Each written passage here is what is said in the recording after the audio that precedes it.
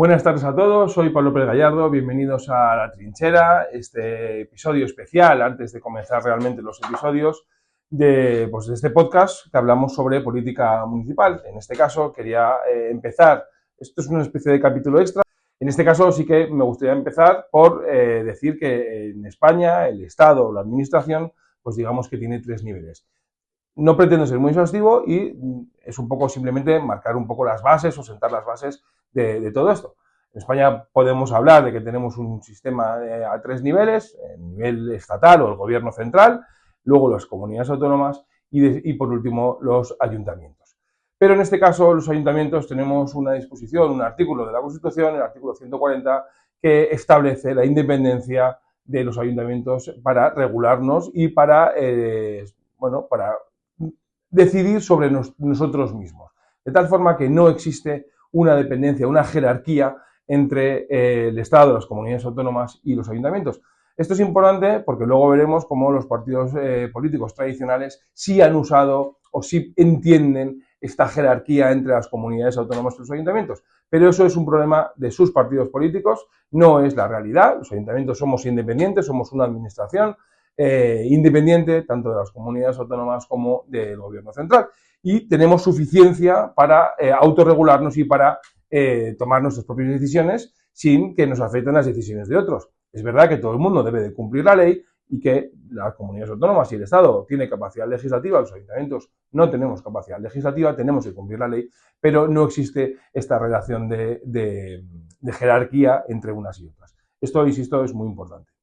Luego también tenemos que hablar de la Ley de Bases de Régimen Local, que es un poco la norma básica, digamos que la constitución de los municipios, del municipalismo más bien. Es una ley orgánica que se aprueba en el Congreso donde se regula pues casi cualquier cosa que tiene que ver con el municipalismo, ¿no? Con la ley con las entidades locales. Entre otras cosas, define qué es una entidad local, define los concejos abiertos, define los ayuntamientos, las diputaciones provinciales, mancomunidades, etcétera. Una serie de cuestiones y de tipos de entidades locales, ¿no? Entre las que están la mayoría, ¿no?, de los ayuntamientos, ¿no?, digamos. Pero en estos ayuntamientos también existe una diferencia. No son lo mismo los ayuntamientos de menos de 1.000 habitantes que los de menos de 20.000 habitantes, que los de menos de 50.000 habitantes o ya de los de 100.000 habitantes o capitales de provincia, ¿no? Pues estos más o menos, a grosso modo, son los diferentes rankings de los tipos de ayuntamiento que hay. Y son muy importantes porque no solo se definen los números de concejales que hay, no son los mismos concejales, no se componen de la misma manera un ayuntamiento de menos de 1.000 habitantes que uno de 20.000 o uno de 50.000 o ya incluso uno de 250.000 o una capital de provincia. Son diferentes la composición, pero también es diferente las competencias que tienen cada uno de ellos. Y yo también creo que esto es una cosa, pues una cuestión clave que debemos ir, pues ya en sucesivos vídeos podremos ir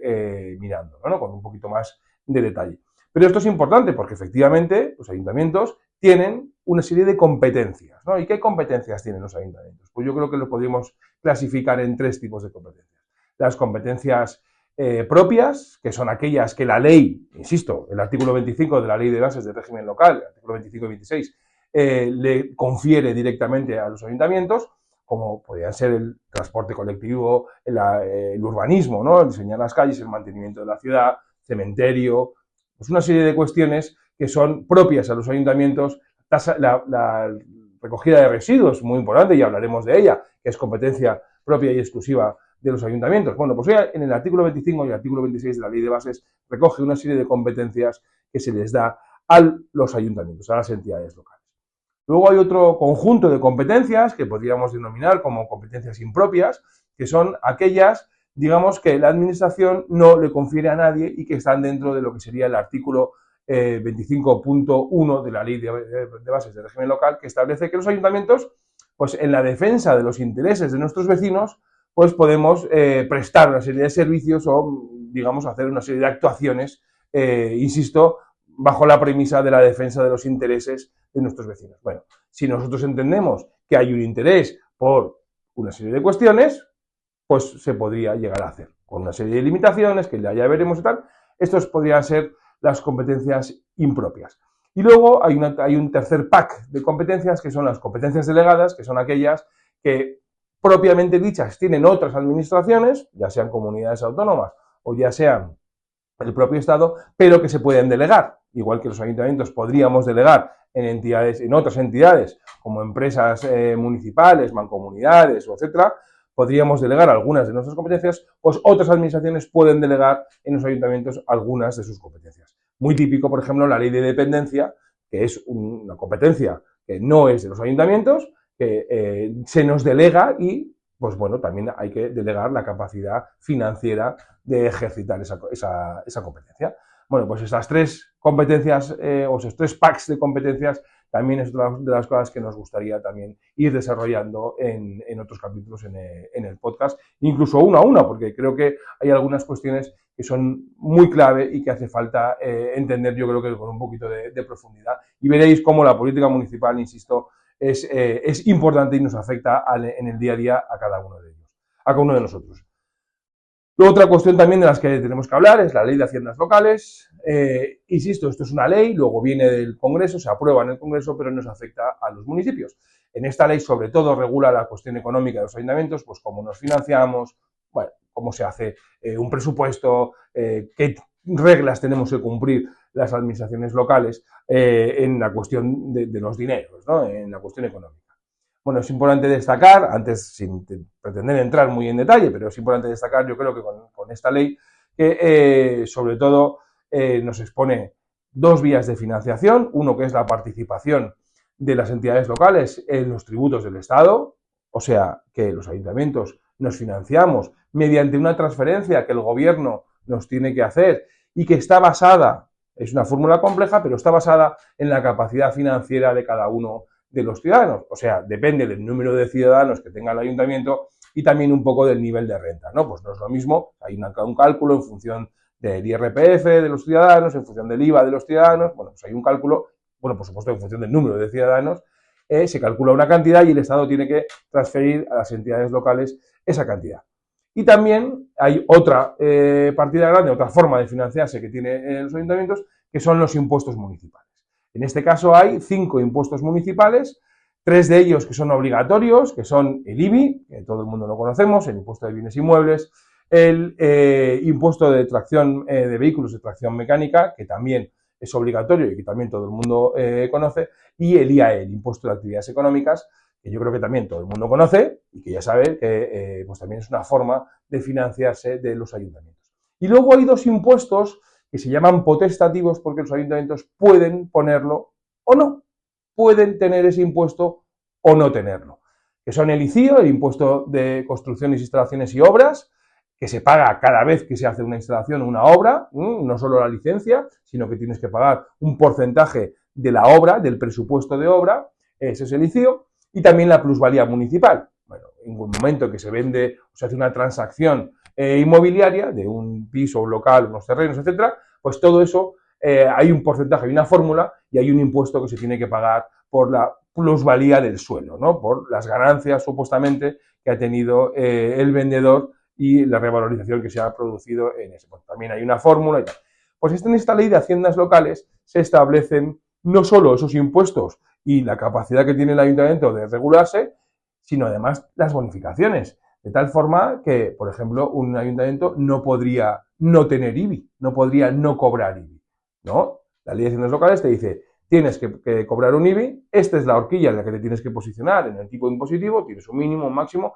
y luego tienes unas posibles bonificaciones que tienes que aplicar. Bueno, luego está dentro de la capacidad de cada ayuntamiento, pues decidir dentro de la horquilla en qué posición te colocas, si con una carga impositiva mayor o menor, y cuáles de esas bonificaciones puedes aplicar o no a tus vecinos. Bueno, pues esto es una normativa también que nos afecta especialmente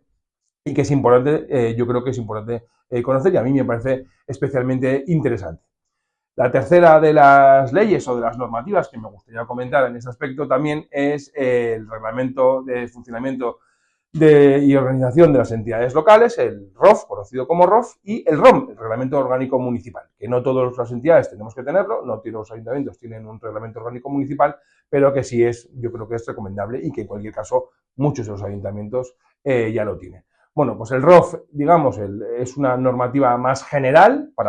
que aplica a todos los ayuntamientos, Reglamento de Organización y Funcionamiento de las Entidades Locales, que es un Real Decreto, se aprobó por Real Decreto, luego afecta a todo el territorio español, se aprobó, y luego el ROM, que es una cuestión, ya es un documento municipal que afecta solo a cada uno de los municipios, que se aprueba en el pleno del ayuntamiento. Los dos regulan más o menos lo mismo y casi que el ROM sustituye al ROF en algunas cuestiones y sobre todo viene a regular pues, la relación entre los partidos políticos, el cómo se gestiona el pleno, las comisiones informativas que hay, digamos, un poco la actividad política, la relación entre los partidos, los grupos municipales, los derechos un poco de los concejales y cómo se hace, pues cómo se presentan iniciativas, qué capacidad tienen los grupos o los diferentes concejales de hacer la actividad política. Es una cuestión que nos afecta más a los que nos estamos dedicando a esto, pero en cualquier caso yo creo que es interesante porque también pues te cuenta un poco cómo es el funcionamiento del pleno y qué derechos tienen los ciudadanos, por ejemplo, de acudir al pleno, de hacer preguntas y la obligación que tienen los concejales, el equipo de gobierno o el alcalde de contestar directamente a los ciudadanos. Yo creo que en ese sentido sí que es interesante y sí que estaría bien que le podéis echar un ojo. Y por último, pues también me gustaría comentar que, pues dos cuestiones, que hay una ley de administraciones públicas, ¿no? que nos afecta a todos, que los ayuntamientos como administraciones debemos de cumplir, la Ley de Procedimiento Administrativo Común de las Administraciones Públicas, donde se regula pues cómo son los expedientes, porque al final lo que nosotros estamos con lo que trabajamos, digamos, son con expedientes administrativos, ya sean de urbanismo, ya sea una multa de tráfico, que también es un expediente administrativo, cualquier expediente que se someta a votación del Pleno, ya sea el presupuesto municipal o un plan de ordenación urbana, todo es al final un expediente administrativo, tiene forma de expediente administrativo y hay una ley que regula la creación y la tramitación de esos expedientes administrativos. Esto, bueno, es una cuestión a lo mejor más técnica que nos afecta también más a los que estamos dentro, pero en cualquier caso también creo que es interesante para que veáis que todo está regulado, que todo tiene una forma y muchas veces a lo mejor eso nos da una explicación del porqué de las cosas. A mi juicio, esto es una de las cuestiones que más burocracia añaden a la capa política, digamos, a la actividad política. Por eso muchas veces todos estos trámites en el que pues, nosotros Vox denuncia la zona de bajas emisiones y resulta que 2 años después es cuando hay un juez que dice que tenemos o no tenemos razón. Bueno, pues todo esto también viene un poco determinado por la Ley de Procedimiento Administrativo que nos ha obligado a hacer un recurso de alzada, un recurso de reposición, luego ir a los tribunales, contencioso administrativo, etc. Hay toda una serie de pasos burocráticos que hay que pues ir llevando a cabo para trabajar en la administración. Al final es verdad que somos una administración y tenemos que someternos a la carga burocrática que tiene la propia administración, más allá de que estemos o no estemos de acuerdo con esa carga burocrática, ¿no? Y luego ya por último, pues también me gustaría comentar que hay un montón de leyes sectoriales y de comunidades autónomas que nos afectan, porque las comunidades autónomas que no tenían competencias en origen, igual que los ayuntamientos sí tenemos unas competencias, en las comunidades autónomas en origen no tenían unas competencias definidas, pero ya sea por transferencias del Estado que les han ido dando, o ya sea porque como ellos tienen mucho dinero, tienen capacidad financiera, han ido chupando competencias de las entidades locales simplemente porque pues tienen la capacidad económica de hacer frente a los costes, pues han ido adquiriendo y han ido legislando pues una serie de normas sectoriales, como por ejemplo, a mi juicio, una cosa tan ridícula como podría ser la Ley de Coordinación de Policías Locales, que cómo es posible que la policía local sea competencia municipal y esté dentro de la potestad normativa y regulatoria de los ayuntamientos, pero en cambio, por ejemplo, la Comunidad de Madrid tiene una ley de coordinación de policías locales que, entre otras cuestiones, obliga a que todos los policías locales lleven un parche de la Comunidad de Madrid en el hombro. Esto es una cuestión menor, es una cuestión ridícula, pero sí que dices, oye, ¿por qué los ayuntamientos tenemos que pagar una publicidad de la Comunidad de Madrid en el hombro de cada uno de los agentes cuando ellos no tienen competencia ni siquiera están pagando a estos policías locales, ¿no? O sea, no aportan absolutamente nada. Bueno, simplemente las comunidades autónomas tienen capacidad legislativa y pueden hacer esto. Pasa lo mismo también con las leyes del suelo. Hay leyes del suelo en cada comunidad autónoma, de tal forma que la ley del suelo de la Comunidad de Madrid es distinta de la ley del suelo de la Comunidad Valenciana, por ejemplo. Luego las normas urbanísticas y el cómo se desarrollan estas cuestiones van a ser diferentes en cada una de las comunidades autónomas. Bueno, también pensamos que esto es una cuestión ridícula, pero es verdad que hay que conocerlo y por eso hay algunas diferencias y a lo mejor a alguno de vosotros pues ya se le enciende la lucecita y dice, ya, ahora ya entiendo por qué en mi pueblo de verano pasan unas cosas y en la ciudad donde vivo realmente luego todo el año pues pasan otras diferentes, ¿no? Bueno, pues esto es porque las comunidades autónomas pues van haciendo una serie de leyes que solo afectan a la comunidad autónoma y que los ayuntamientos en cualquier caso tenemos que cumplir a rajatabla o no. Ya veremos también en algún capítulo si tenemos o no tenemos del todo que cumplir esa normativa. En cualquier caso, bueno, pues yo he intentado pues daros unas pinceladas, un mínimo esquema de lo que es el municipalismo, de las normas que nos rigen. Yo creo que es un buen capítulo como para empezar, o un capítulo antes de empezar el podcast, antes de empezar realmente todos los episodios que tratarán de ir centrados en cada uno de los temas, pero bueno, sí que creo que era una base interesante para poder comentar antes realmente de entrar en detalle de cada uno de los temas que sí que me gustaría comentar.